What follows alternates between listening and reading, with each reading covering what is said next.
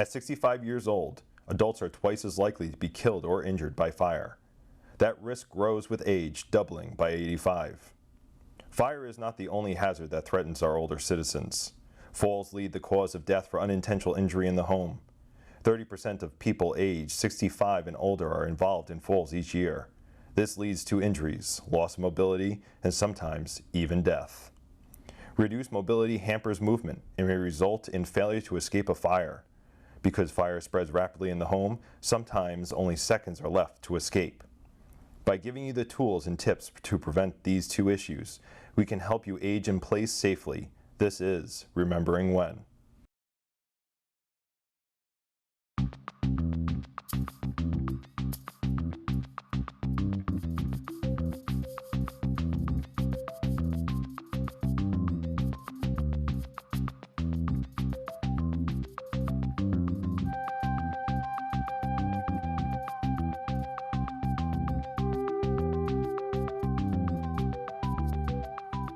I'm here today with Deputy Chief Emerson of the Brunswick Fire Department to discuss how to plan and practice your escape from the home in the event of a fire. It's important for us to realize when we talk about escapes that there's a lot of variables with required exiting. So if you have any specific questions about exiting in your own home, you should contact the Codes Department or Fire Department. What we like to talk about is to know two ways out. Knowing two ways out is a good practice and a general rule of thumb that can be practiced either in a public building or at a friend's house. When you walk into a room, you should ask yourself, is there another way out? If the answer is no, then you should ask yourself, am I safe to be in that room? Most of your larger public buildings have more than two ways out. If you look around, as soon as you get into that building and locate them, it'll prevent you from having to do it in an emergency. If you're having trouble locating them, most of them have illuminated exit signs that will either lead you or point you towards the direction of the door. Make sure whatever exits you're counting on are properly maintained. Make sure that there's no obstacles in the way and that nothing has to be moved on your way to the exit. Care should also be taken to make sure these exits are properly maintained, adequately sized, and removed of any snow or debris. You'll hear continually from public officials that fire safety starts with you, but how seriously do you take it? Is your home properly equipped with smoke and carbon monoxide detection? Do you sleep with your bedroom door closed or open? Are your windows large enough for you to get out? Are they large enough for us to get in? Have you seriously considered the installation of, or at least been educated on, a residential sprinkler system? Have you developed a fire escape plan? And if so, have you actually practiced the plan? To actually properly practice a fire escape plan is what usually falls by the wayside. But it's in fact one of the most important components of the planning process. Small, insignificant items that go unnoticed day to day can crop up in an emergency, causing big problems. Whether it's an escape window that's painted shut, a door that's swollen shut, or a deck board that's been recently replaced and is now blocking your back door. It's always better to notice these things in a drill than it is in an actual emergency. Remember, plan, prepare, practice to escape fire.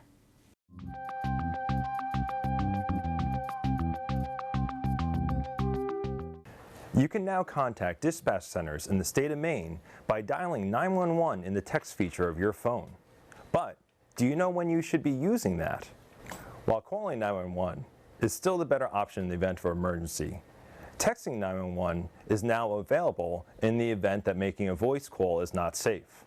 Examples of those times include an invader in the home or an active shooter situation. This option of texting 911 also aids those who are hearing impaired. Always make sure to text your location. When silence is required, text 911.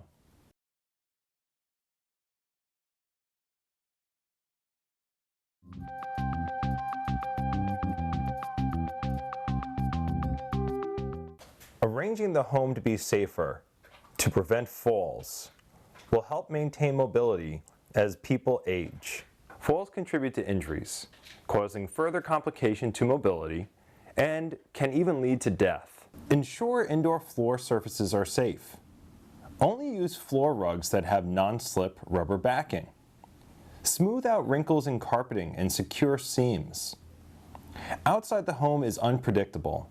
We cannot safeguard against everything. Be vigilant of your surroundings. Look for uneven surfaces. During the winter, beware of slick conditions due to ice and snow. Have someone shovel your paths and driveway to keep clear access in and out of your home. Use sand and salt where needed. Walk like a penguin when on ice and snow. Keep your feet under you. Always use handrails when available. Take it slow, prevent a fall.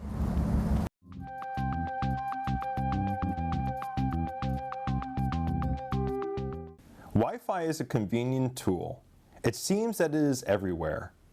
But unless it is your own Wi-Fi, there are some security tips you should keep in mind when connecting. When on public Wi-Fi, never access any vital accounts. This includes bank accounts or anything that has to do with finance. Don't make purchases with credit cards, no matter how convenient. Wait until you are home. Protect your home Wi-Fi with a password only you would know. Don't leave it open for criminals to steal your information. Leave public Wi-Fi for browsing. Keep finances and personal information safe at home.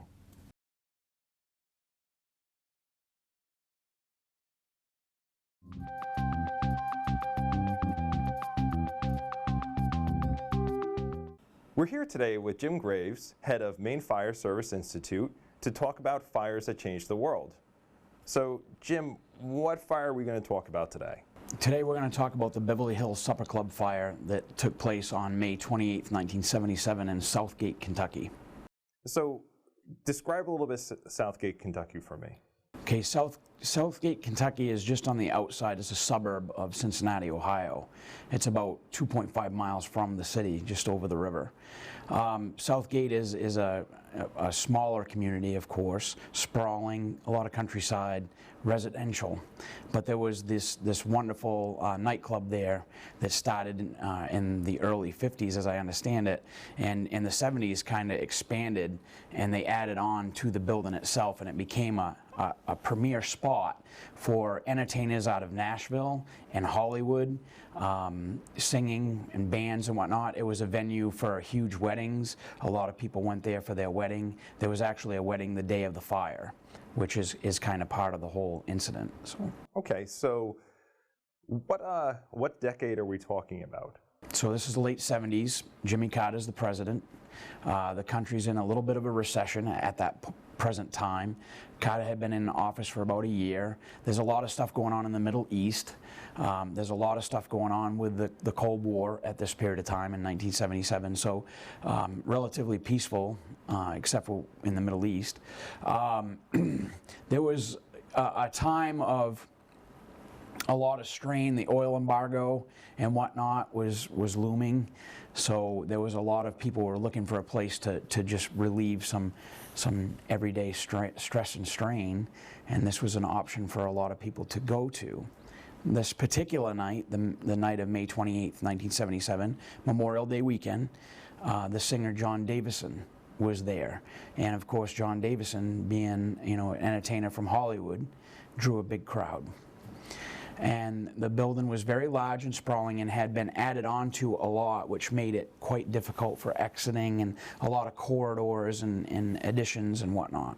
There was a wedding being conducted in the zebra room of the facility, and they had complained to the staff that it was very, very warm in that room, and they had tried to adjust the temperature and whatnot, and it did not seem to help. There was no hints of smoke or anything at that time. So that wedding left, and then in the cabaret room, which was down a long corridor, was where the big entertainment was going to happen, and John Davison was actually on stage when the first signs of fire, when the first alerts of fire became in the building. And there was no fire alarm system, no public announcement system, so a busboy broke in and got up on stage and said, "I need you to start to move to the exit. There is a fire in the building." And the way the building was laid out, the interior finishes, no sprinkler system, no fire alarm system, the fire grew rapidly It was actually first seen in the ceiling of the zebra room. It grew quite rapidly, fed by the tablecloths and the carpeting and the interior finishes, that it went down the hallway, and by the time it got to the cabaret room, this fire was pushing hard insofar as it had a lot of velocity behind it. And the panic ensued. It was around 9 o'clock at night, so it's dark. At about 9:10, the power was lost and the place felt dark. Fire department emergency services were obviously responding. There was an effort to rescue as many people as possible. Unfortunately, I believe it was 156 people perished that night. So you had fast fire travel, Absolutely. a lot of fire load, Yeah. and also you had a lack of sprinkler system, a lack of fire alarm system that contributed to people not getting out in time. Correct. Now, were the exits blocked, or were there not enough exits also for people to get out? The exits became blocked with panicked patrons, but there was not proper exiting. There was no proper exiting that was identified later on in the investigation. There's no sprinkler system, no fire alarm system, no warning. So they had very little warning as this fire broke out.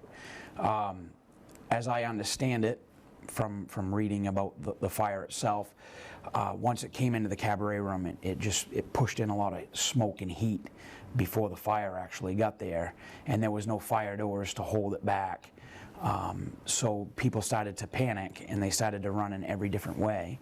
And John Davidson's band director or manager was lost in the fire. So there was also a lot of heroics that night. A lot of people did, like that young, I think his name was Walter Bailey. I can check that fact. Was one of the ones that got people moving. He was accredited for saving hundreds of lives, because in all reality, with 156 people dying that evening, it could have been a lot worse, because they were overcrowded. The space could hold 900 people, and there was 1,500 people in that space that evening. So there was heavy overcrowding. So occupancy load, there is a reason why we have an occupancy Absolutely. load in buildings, and Right. just talk a little bit about that. Why is that so important? Well, occupancy load is important because when you get people and you put them in a situation where they're alerted or scared, panic can ensue. So you want to have lighting, you want to have proper exiting capacity, okay? Each exit can carry so many people per minute out through it. So you would want to have your exits arranged in such that they're available and operating, they're not locked. Individuals can get out soon and quick and fast. So a space like that, you'd want it to be emptied as fast as possible, under a minute, if you possibly could, with the arrangement of exits.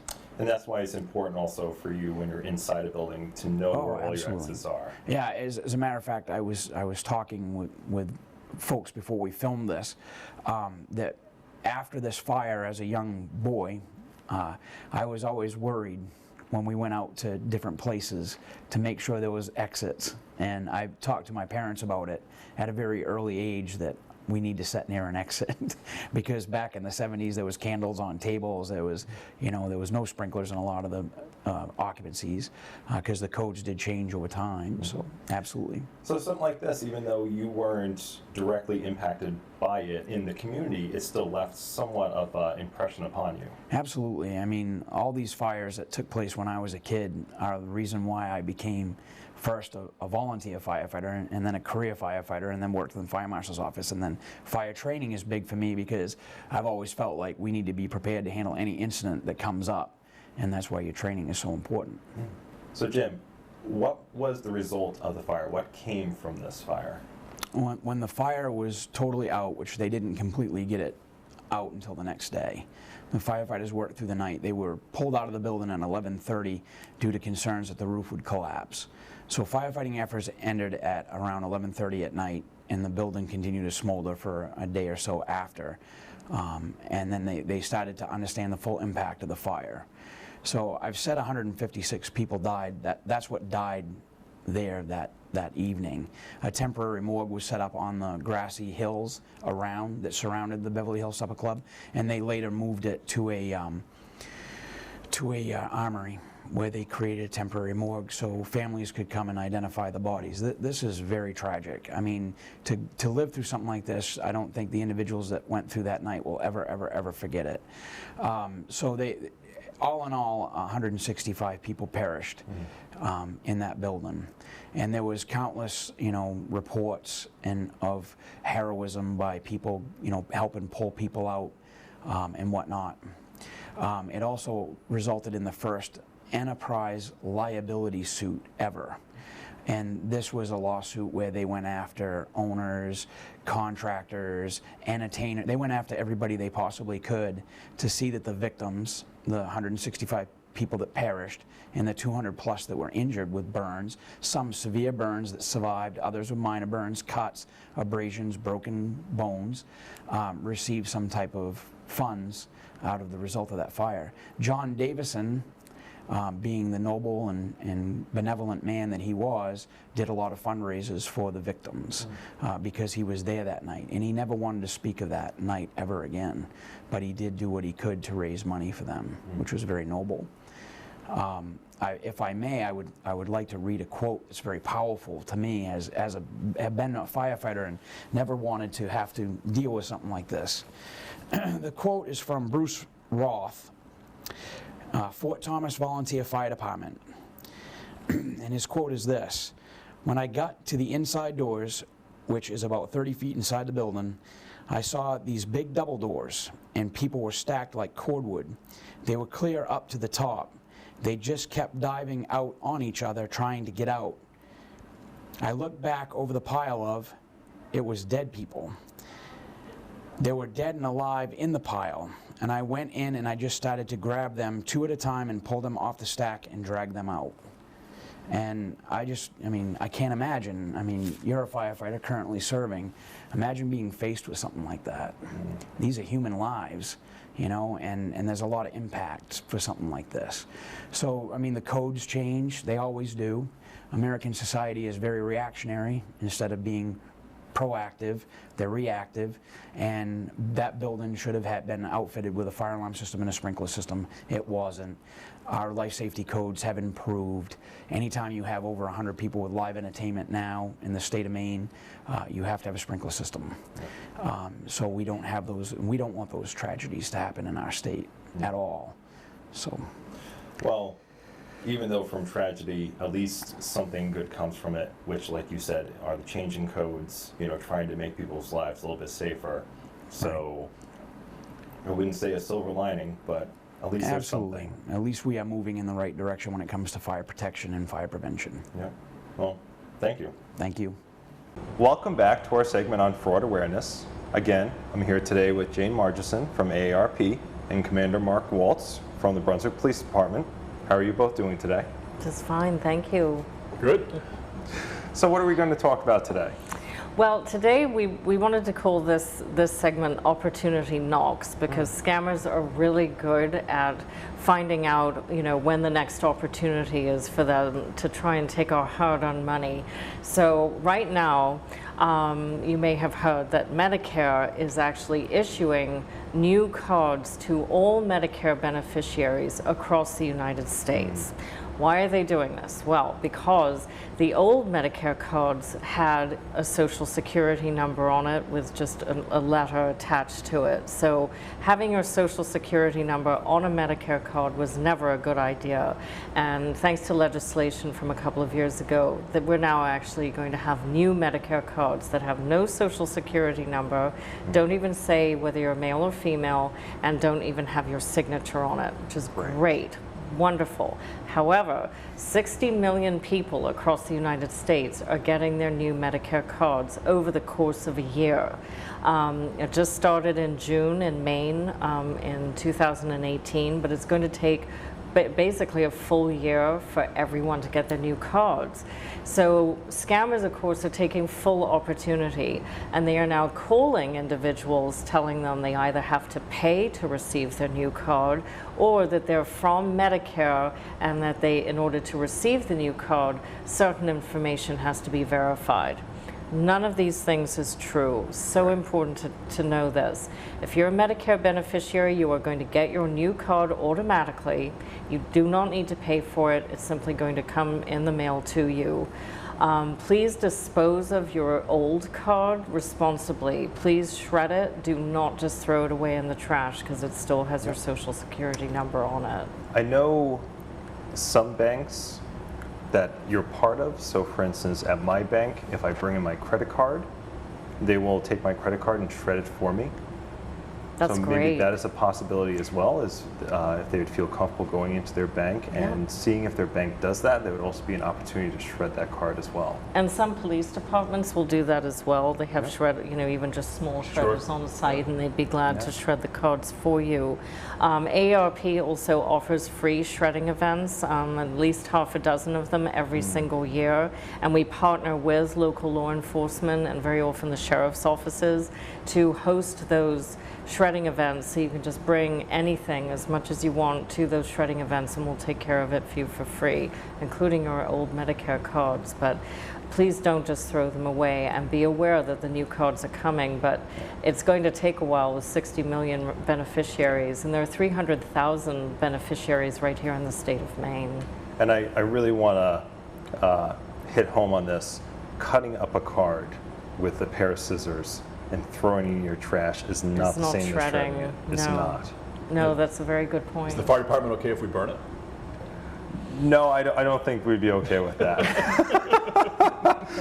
Sometimes you can even see the information even after something's been burned too. Yeah. So, but we have a one-page document that I think you're going to show on the screen that describes everything about this particular scam associated with Medicare cards, and we're happy to send that out. It's right up on our website as well. But there's just so much fraud within Medicare, unfortunately, and some of it involves people selling information and supposed Medicare equipment online. We were talking about that. Right. And maybe it's someone that's you think it's a real vendor, or maybe it's something you find on Craigslist or something. So what we want to have you do is, if you're try to sell something online or purchase something online, be aware of offers where someone contacts you and tries to either send you more than the amount is that you want for the good, asking for you to send money back, because those checks, I can guarantee you, aren't real checks. And so what happens is you take the check, you negotiate it at your financial institution, and now you're on the hook with it for your account, because you say they send you a check for $2,000 and the item you're trying to sell was only $300, and they say, please send us back the difference, the $1,700. Well, it turns out the check for $2,000 bounced, and then the $1,700 you're out.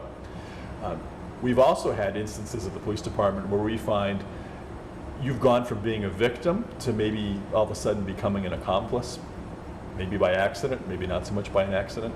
If you suspect that this check or that something's a scam, you don't want any part of it. We had a case a couple years ago where someone took this check they thought was probably no good, so they deposited it in the ATM machine, and then they intended to keep the money themselves. They never sent it back to the scammer. We asked them, how come you did that? Well, I thought it might not be good, and that's why I didn't take it to a teller, because I don't want the teller to notice it. But there's sometimes some of these scams where someone asks you to ship goods for them, so they claim they're going to pay you money to reship items, and all of a sudden you're getting items at your house and you're resending them. Well, now you've become involved in the thing, and if you started to benefit from it, you could end up being charged with a crime. So again, as soon as you smell something's a scam, you want to disengage yourself from it. You don't want to try to become one of the scammers yourself. I always think to myself, the best thing to do is, if it wouldn't happen for a business, as in the exchange of goods, the pay itself, if it seems outside the realm of normal, you probably shouldn't go along with it. Exactly. Yeah. And it's interesting that you bring up the shipping aspect of it, shipping goods for other people. Again, it's one of those things where if it has to go from that person to you, to someone else, back to this person to you, it's not, this isn't the way things work, right? You're buying a product, it goes from that seller to you, the buyer, and then it should be transaction done. And scammers will use, the just the name Medicare in all kinds of ways. We've talked about the Medicare card, but they will actually make phone calls and say they're from Medicare and that they've got equipment that they can sell to you at a discount, or something like this. And it's very distressing because people need Medicare. I mean, people need it for health care, and they also need it for equipment they may need in their home. I mean, it covers such a wide array, but scammers know so many tricks associated with just using that name. So again, we've talked about this so many times, but that stop and verify phrase is just such a good one. Yeah. And in terms of buying and selling online, I know the Brunswick Police Department has this wonderful thing right at the station. If you're buying anything online and you're going to be exchanging the goods with somebody in person, there's an exchange of money for the merchandise, you can actually go to the police department and they have designated parking spots where this transaction can take place right on police property, even with an officer present, I believe. So if there's any question that this is sort of a bad deal, likely the scammer is not want to actually go to a police department to exchange money for goods. So it's a good idea to get involved with that too. Mark, are those spots monitored? Yes, they're part of our surveillance system for the building. You can also see them from the dispatch window, but it's all camera recorded as well. Great. So even if there's not an officer out there and you're exchanging goods with someone else, there's someone watching. There's some kind of visual. There's a record of the transaction, correct? Yeah. Wonderful. Yeah. Anything else you'd like to talk on the Medicare scams or Craigslist scams? I might add just different type of fraud, but look at your bills. Occasionally there'll be times when Medicare's not charged appropriately, or maybe someone gets a hold of your number and your number's getting charged for services you never received. So it's always good to look at your bills, make sure that you actually got the health care that's described in them, and if not, there's actually special folks at the Attorney General's office that help prosecute that type of fraud. Great. Well, lots of resources, lots of information. Again, viewers at home, you can always go to the links that we have at the end of the show. Do the research, protect yourself, and until next time, stay safe.